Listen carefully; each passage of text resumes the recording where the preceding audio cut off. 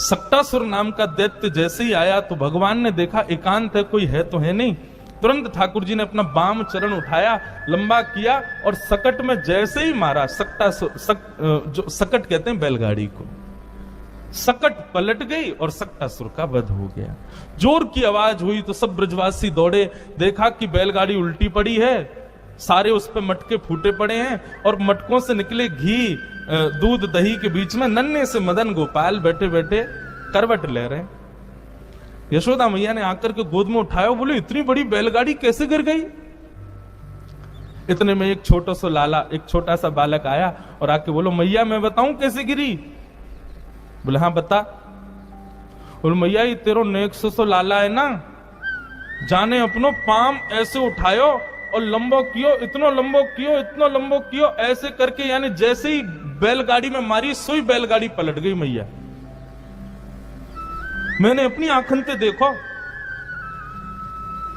यशोदा मैया बोली यहाँ पे ही हो। जैसी पास गयो मैया ने एक दियोवा के गाल पे। झूठ बोले, तेरी मैया की उम्र क्यों मुंह मजाक करे हैं। नेक्स्ट सो कोमल सो मेरो लाला, अपनो पाम लंबो करके बैलगाड़ी उड़ा देगो।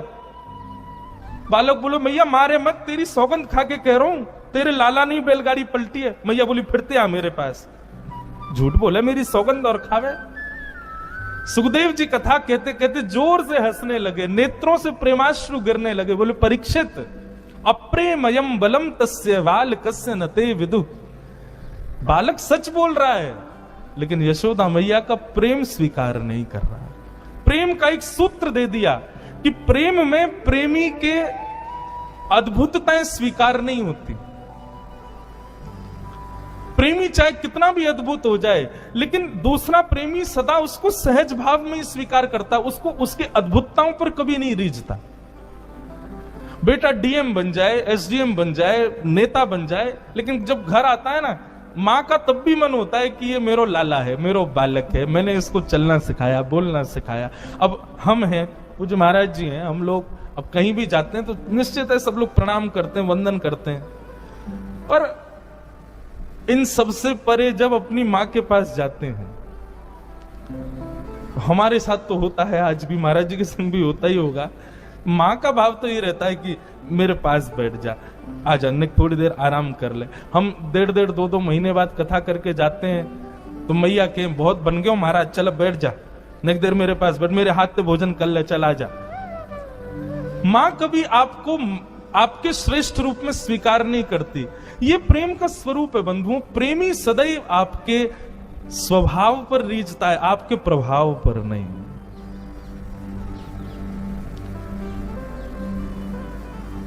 कई लोग पूछते हैं कि ब्रजवासियों से इतना प्रेम क्यों करते हैं ठाकुर जी, तो मन में यही भाव आता है कि क्योंकि ब्रजवासियों ने ठाकुर जी के प्रभाव को कभी स्वीकार ही नहीं किया। आज प्रसंग आएगा कथा में, ठाकुर जी ने 7 कोस लंबे चौड़े गिरिराज जी अपने वाम हस्त की कन्नी उंगली के नख पे धारण कर लिए। सब ब्रजवासी ने जाके अपनी अपनी छड़ी लगा दी। ठाकुर जी बोले जे कहा कर रहे हो भैया। बोले लाला हम छड़ी लगा रहे हैं, तू अपनी उंगली नीचे कर ले, गिरिराज जी को हम साध लेंगे। ठाकुर जी बोले अच्छा। 21 किलोमीटर लंबे चौड़े ऊंचे गिरिराज जी तुम्हारी छड़ी पर रुकेंगे? ब्रजवासी बोले तो लाला तेरी नेक सी उंगली पर टिक जाएंगे। बोले मेरी उंगली पर ही टिक रहे हैं ये, तुम्हारी छड़ी पर ना टिक रहे। ब्रजवासी बोले चल चल बात मत बनावे लाला, तू उंगली नीचे कर ले, हमने छड़ी लगा दी, गिरिराज जी टिक गए। ठाकुर जी बोले अब तो विश्वास कर लो। बोले हमें विश्वास ना है लाला, ये तो हमारी छड़ी पे ही टिक रहे हैं। ठाकुर जी बोले तो हम अपनी उंगली हटा रहे हैं। बोले हटा ले।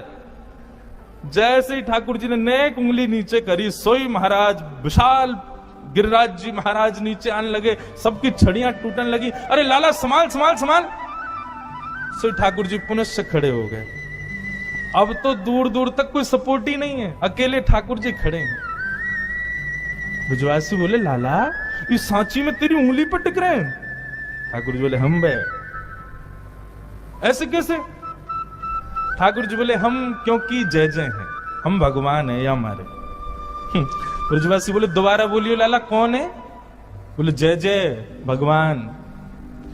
अच्छा जय जय, आपने ऐसा कौन सा काम किया जो आप जय जय हो?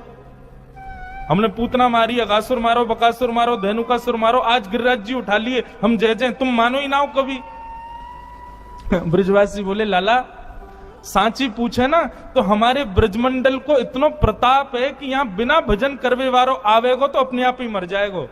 ये सब राक्षस बिना भजन वाले जैसे ही ब्रज में आए अपने आप ही मर गए। वो मरे मरायन में तेने हाथ लगा दी और यूं घरों में जय जाऊं। ये पूतना अपने अपने भजन की सूक्ष्मता के कारण मरी, तेने नहीं मारी। ये तो हमारे ब्रज को प्रताप है। ठाकुर जी बोले धन्य है, इन ब्रजवासियों को प्रणाम है। इनके सामने मैं कितना भी प्रभाव दिखा दूं ये तब भी मुझको लाला ही समझेंगे। ठाकुर जी केवल इसी बात से रीझे हैं ब्रजवासियों से। प्रेम में प्रभुत्व नहीं होता, प्रेम में प्रभाव नहीं होता, प्रेम में विशेष आपके आकर्षण के केंद्र बिंदु नहीं होते। प्रेम में तो आप जैसे हो वैसे स्वीकार हो, और वो ब्रजवासियों ने दिया है ठाकुर जी को।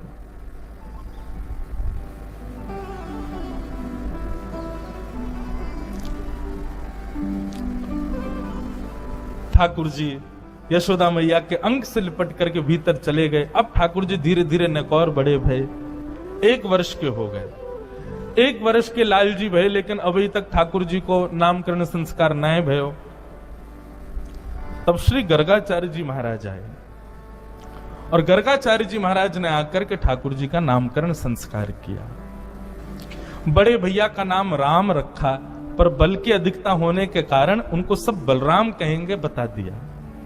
जैसे ही छोटे लाला के नामकरण की बारी आई, रोहिणी मैया की गोद में कृष्ण बैठे हैं और यशोदा मैया की गोद में बलराम जी बैठे हैं। तो पहले तो नाम बलराम जी का रखा, बोले मैया इनका नाम मैं राम रखता हूं, पर बल की अधिकता के कारण सब बलराम कहेंगे। और रोहिणी मैया के गर्भ में बैठे लाल जी को देख करके गर्गाचार्य जी महाराज की समाधि लग गई। क्यों? आंखों के भाव, मस्तिष्क की रेखा पढ़ के गर्गाचार्य जी तो समझ गए तो पर ब्रह्म परिपूर्ण नारायण ही बैठे हैं। गर्गाचार्य जी महाराज कहने ही वाले थे, बोले मैया ये साक्षात, ठाकुर जी गोद में बैठे बैठे इशारा करने लगे, बोले नहीं कुछ नहीं बताना मैया को। इतने में ही बदल गए और बोले नारायण समो गुणई। मैया आपकी जो गोद में बालक बैठो है ना, ये साक्षात नारायण है। ऐसा नहीं कहा, बोले ये साक्षात नारायण के समान गुण वाला एक बालक है। यदि अपने जीवन में कभी कोई श्रेष्ठ काम करे ना तो आप आश्चर्य मत करना, इसमें नारायण जैसे गुण हैं। ठाकुर जी मुस्कुराने लगे, बोले हाँ ये ठीक है। क्यों चाह रहे हैं ठाकुर? देखो मानव के स्वभाव में देखना और ठाकुर जी के स्वभाव कितना अंतर। मानव कैसा है, कहीं भी जाता है तो ये चाहता है कि सबको पता चले मैंने क्या किया, मैं कौन, मैं कैसा, मैं कहां से। लेकिन ठाकुर जी छुपा रहे हैं। ठाकुर जी गर्गाचार्य जी को मना कर रहे हैं, बोलना नहीं कि मैं भगवान हूं। क्यों? क्योंकि जैसे ही मेरा प्रभुत्व पता चलेगा तो प्रेम कम हो जाएगा। सोचो, विचार करो आप सब लोग, हम जिस भाव में प्रेम स्थापित करते हैं हम प्रभाव पर ही रीच के करते हैं। ठाकुर जी नहीं है ऐसे। आहा, भगवान का नामकरण जैसे ही हुआ तब गर्गाचार्य जी महाराज बोले मैया आसन वर्णास्त्रयो ह्यास्य गुह्यतानुयुगं तनु शुक्ले रक्तस्तथा पीत इदानीं कृष्णतां गत।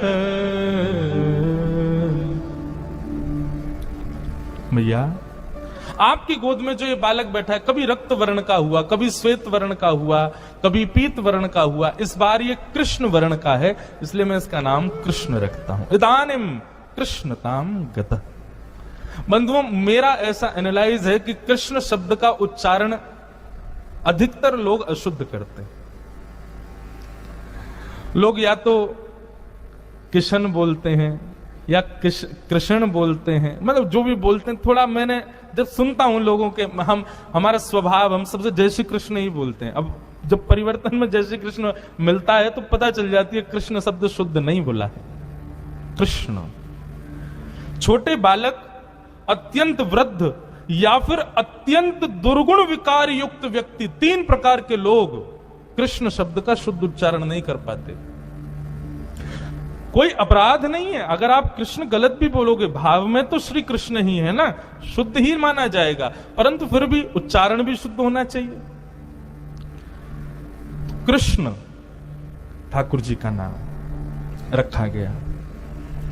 अनेक नाम होंगे मैया आपके लाला के, जैसे गुण जैसे कर्म उतने नाम होंगे, पर फिर भी एक नाम मैं इसका रखता हूं, वो है श्री कृष्ण।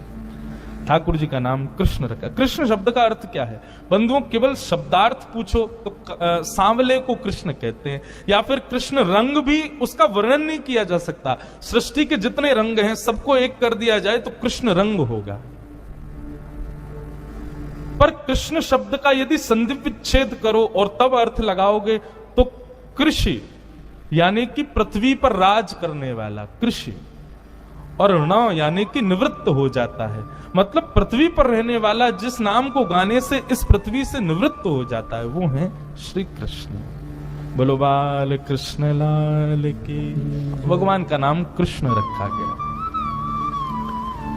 अब तो ठाकुर जी को नामकरण है गए और नेक नेक और बड़े है गए, और जैसी बड़े भय महाराज अब तो ऐसा उधम मचा में, ऐसा उधम मचा में, इतना उधम मचा में, सबरी गोकुल की नाक में दम कर रखो महाराज।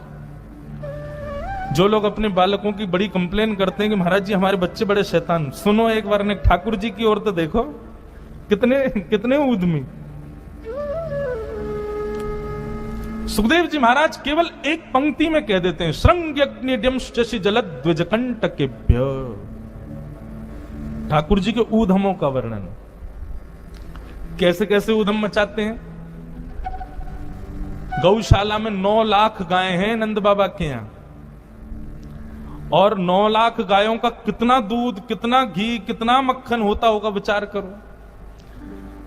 पूरा गोकुल भी यदि पान कर ले तो उसके बाद भी बचता तो होगा, तो बचे हुए घी का क्या करते हैं नंद बाबा? तो अपने 9 लाख गैयाओं के खुर और उनके सींगों में जाकर के उसका बढ़िया लेप लगाते हैं।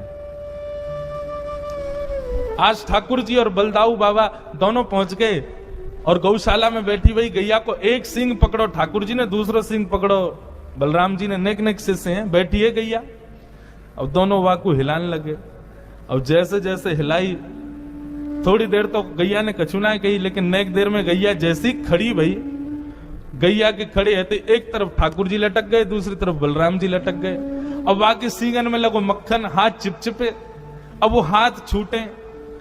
मैया बच्चइयो, मैया देख तेरी गैया मोकू मार रही है, तुतला के ठाकुर जी बोले। अच्छा गैया भी तो जानती है ना कि श्याम सुंदर है, तो गैया भी लेके जावे जहां पे गोबर को ढेर, गोबर के पहाड़ हैं वहीं लेके जावे, बोले आओ बड़ो आनंद करो, सुबह सुबह मेरे सींगन पे चढ़ जाओ, चलो ठाकुर जी आपको आनंद कराऊं। और गोबर के ढेर के पास जैसे ही गैया पहुंचा, इतने में ही ठाकुर जी के हाथ चीखने हैं कि छूट जाएं और ठाकुर जी गले गले तक गोबर में जाके धस जाएं। यशोदा मैया आवे सो यहां तक ठाकुर जी गोबर में धसे हुए, केवल मुख दिख रहा है। मैया निकारे लाला कितनों सजाओ, कितनों सुंदर बनाओ, घूम फिर गया गोबर में ही आके खेले। मुझको तो ऐसा लगे तू कहीं पूर्व जन्म को सूकर तो ना है। ठाकुर जी मंद मंद मुस्का के बोले, मैया भगवान के 24 अवतारन में जो बराह अवतार हो ना वो मैं ही हो। मैया बोली हम बे तू ही तो हो, मोह धोवा आवे ना भगवान बने हमारी जान को। ठाकुर जी बीच बीच में सत्य भी बोल जाते हैं, लेकिन यशोदा मैया स्वीकार नहीं करते। श्रृंगी, अग्नि, द्यमष्टि, और द्यमष्टि तो इतना विचित्र है। ठाकुर जी क्या करते हैं, जैसे ही गैया के बछड़ा होता है सोई ठाकुर जी को मुंह खोले, वहां के दांत गिने या के कितने दांत हैं, और फिर रोते रोते मैया के पास जाए, बोले मैया वाकई तो इतने सारे दांत हैं, मेरे 2-3 ही दांत क्यों? अभी ठाकुर जी की 2-3 ही दतुइयां निकली हैं। यशोदा मैया कहें लाला तू दूध पिए कर, देख वो पूरे दिन दूध पीवे, हमारे वहां के दांत आ गए। तो ऐसे ठाकुर जी दांत गिनते हैं। कभी कोई बंदर मिल जाए वहां को मुंह खोल के दांत गिने या कि कितने दांत हैं, फिर अपने गिने, जैसे ही अपने कम लगे सोई रोमे मैया के पास जाकर, मैया मेरा एक दांत कम है, देख वह बंदर को ज्यादा है। ऐसा ऐसा ठाकुर जी लीला करें। इन सब लीलाओं को देख के सुन के यशोदा मैया का और प्रेम होता है लाल जी से। ठाकुर जी का एक स्वभाव, और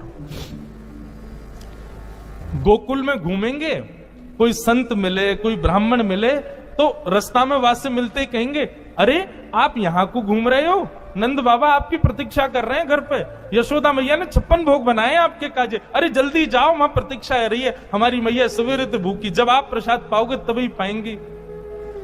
ब्राह्मण बोले मेरी प्रतीक्षा करे, जबकि ऐसा कुछ है नहीं। ठाकुर जी जबरदस्ती पूरे गोकुल को न्योत आते हैं कि आज तो यशोदा मैया तुम्हारी प्रतीक्षा कर रही है, जाओ भोजन पाओ।